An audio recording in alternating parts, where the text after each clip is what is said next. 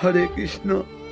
আমার সনাতন হিন্দু ভাই ও বোনেরা, তোমরা যে যেখানে আছো তোমরা এগিয়ে আসো।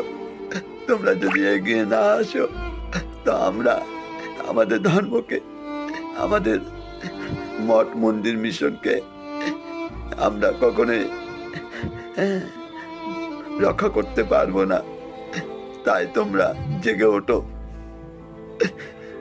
মুসলিমরা যদি জেগে উঠতে পারে তা আমরা কেন জেগে উঠতে পারবো না?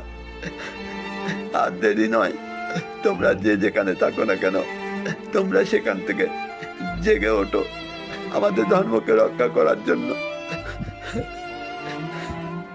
যেভাবে হিন্দুদের প্রতি অত্যাচার হচ্ছে, ইস্কন মন্দির ভাঙা হয়েছে বাংলাদেশে,